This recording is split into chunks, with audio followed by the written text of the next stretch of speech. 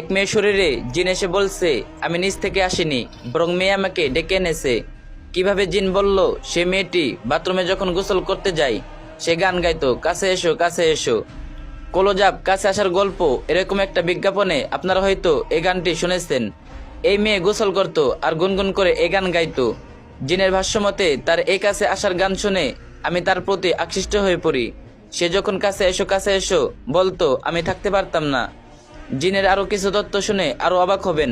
মেয়েরা প্রাইভেট কাপড় সে ধৌত করতো না, গোসলখানার কাপড় রাখার রেখে রেখে আসতো। অনেকদিন পর পর সব একসাথে ধৌত করতো। তাছাড়া মেয়ের মাসিকের অসুস্থতার রক্তের পেট বাথরুমে রেখে দিত। জিনের দাবি সেখান থেকে নাপাকের ঘিরান আমাকে তার দিকে টানতো, যার কারণে আমি তার প্রতি আকৃষ্ট হয়ে গেছি। এই বিষয়গুলি আমাদের অনেকের পরিবারের মেয়েরা করে। আসলে বিষয়গুলি এখানে বলাটাও লজ্জাকর, কিন্তু বলাটা জাস্ট সতর্কতার জন্য, সাবধানতার জন্য। আমাদের পরিবারের অনেক উঠতি বয়সের মেয়েরাও ভুলে এমন কিছু অনেক সময় করে ফেলে। তাই আমরা অভিভাবকরা যারা আছি, আমাদের মেয়েরা যেন এই বিষয়গুলির প্রতি খেয়াল রাখে, তাদেরকে এ ব্যাপারে সতর্কতা ও তাগিদ দিতে থাকা।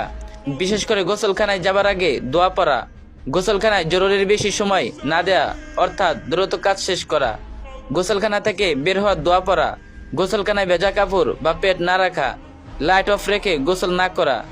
এই কাজগুলি খুব গুরুত্ব সহকারে মনে রাখা। সকাল সন্ধ্যার মাসনুন আমল গুরুত্ব সহকারে করা। মনে রাখবেন, আপনার সতর্কতার কারণে যদি জীবনে একজন এই খবির জিনের আক্রান্তে পড়ে যান, এটার মাসুল আপনাকে সারা জীবন দিয়ে যেতে হবে। আশিক জিন ভয়ানক, সে যার পিছনে লাগে তাকে তেলে তেলে শেষ করে দেয়। এই ভিডিওটি অন্য একজনের সাথে শেয়ার করুন যাতে সবাই সতর্ক থাকে, আর যে যেতে পারেন কপি লিঙ্ক করে দিন।